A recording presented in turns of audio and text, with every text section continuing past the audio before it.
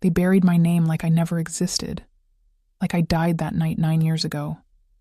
They told everyone I ran away. But the truth? They threw me out with nothing, no money, no support, just a torn bag and 1,000 broken dreams. Before you scroll, if this already hit your heart, subscribe and share. This is not just a story. It's a storm. The night I left, it was raining so hard I couldn't see the road.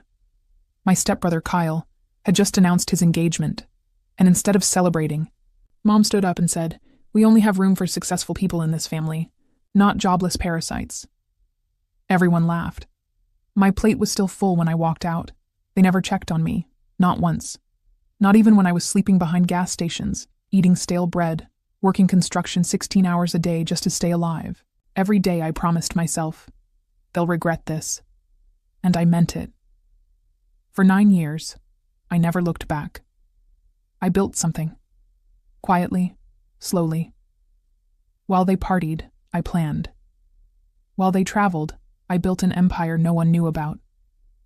My hands bled. My eyes stayed open for nights, but I wasn't going to be forgotten. Last week, I got an anonymous email, Kyle's wedding. This Saturday, everyone will be there, including her. Her, the one who stood silent while I was destroyed in front of everyone.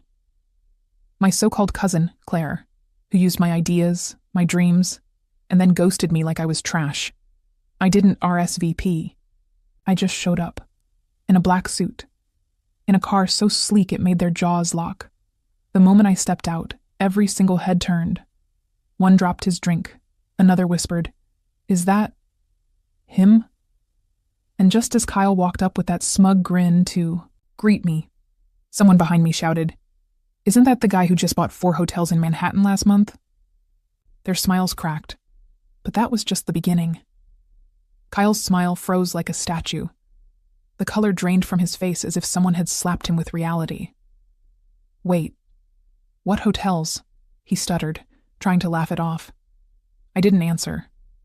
I just stared into his eyes, the same eyes that once looked down on me like I was dirt under his designer shoes. Now he was squirming in his overpriced tux like a kid caught cheating on a test. Aunt Linda nearly dropped her champagne glass. "You're mistaken," she told the guest who'd shouted. "He was gone. For years. Probably working at some gas station." But the man insisted.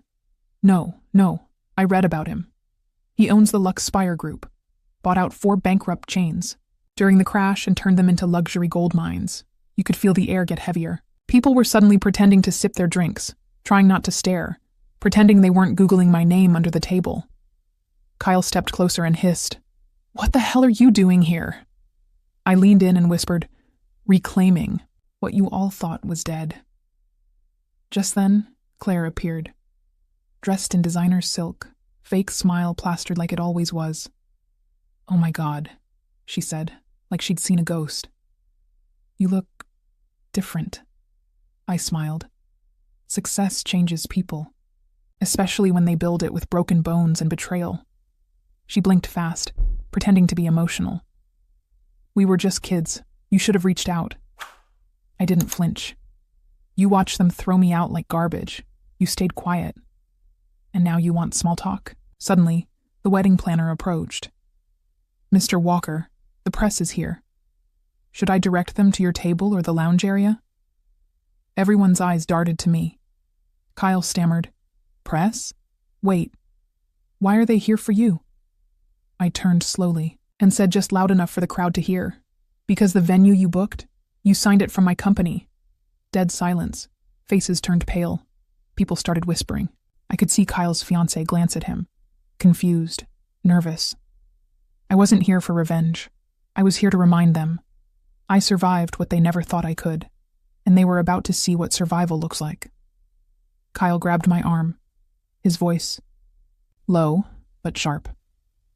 "You think this little stunt makes you powerful?" I looked down at his hand, trembling. "No," I said. "What makes me powerful is knowing you can't stop what's coming next." Right then, the event manager rushed. "Over, Mr. Walker," she said again, but this time to me. We need your final approval for the fireworks setup and drone shots. The media wants a pre-wedding feature of the venue owner. Kyle's jaw dropped. His fiancée, Madison, turned toward him, confused. Wait, he owns this venue? I thought your family pulled strings. Oh, he didn't mention that part? I interrupted. Your wedding venue? Leased from my real estate company, through one of my shell corporations. Just like your wedding planner, caterers, and even that fancy imported wine. I smiled. All mine. Kyle stepped back like he'd been punched in the chest. Claire tried to laugh it off. Come on, you planned this, right? This whole show?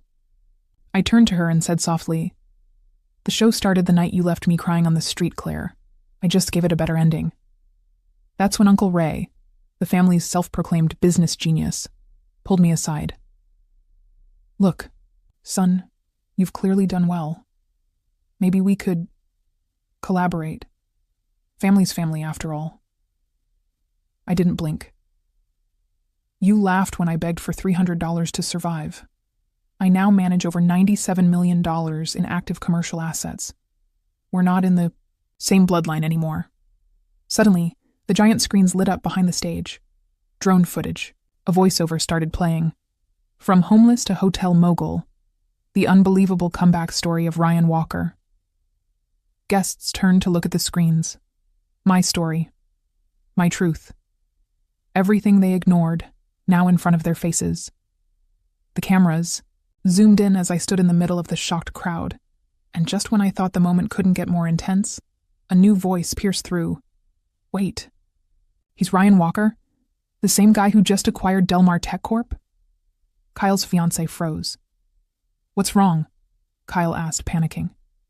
Madison's voice shook. My dad's company is Delmar Tech.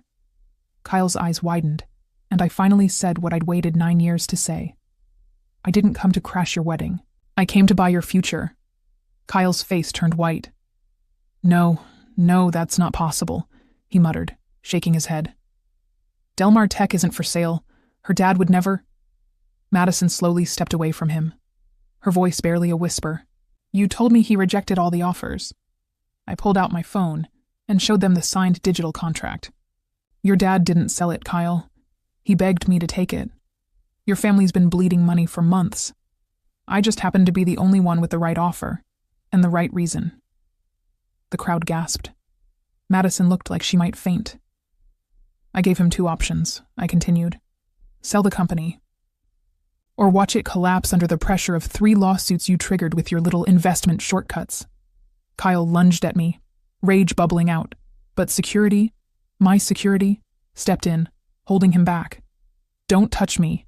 This is my day. No, I said calmly, brushing imaginary dust from my sleeve. This is Payback's day. From behind the crowd, another voice called out. Ryan? Everyone turned. My younger sister, Emma, stepped forward. The only one who cried when I left. The only one who wrote me letters that Mom never sent. She looked older, quieter, but her eyes, they still saw me. Is it really you? I smiled for the first time all night. Yeah, I made it, Em. She ran to hug me, and the whole room saw it, saw the contrast. One person who believed in me, the rest who buried me. That's when the reporters arrived. Flashbulbs exploded.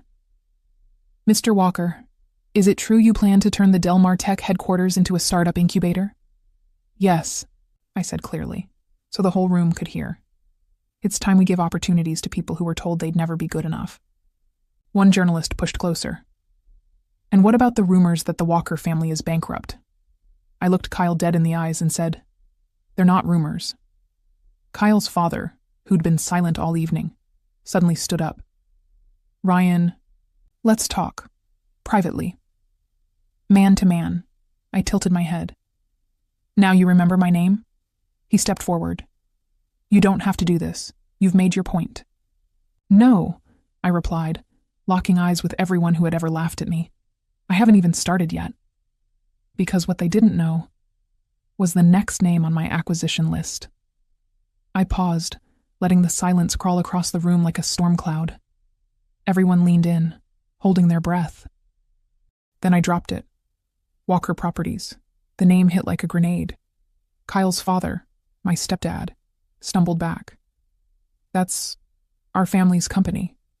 Exactly, I said, eyes cold. The company you built by stepping on me. The one you told me I'd never be good enough to work for, Claire whispered. You're bluffing. I pulled out a folder from my inner coat pocket, slow and deliberate.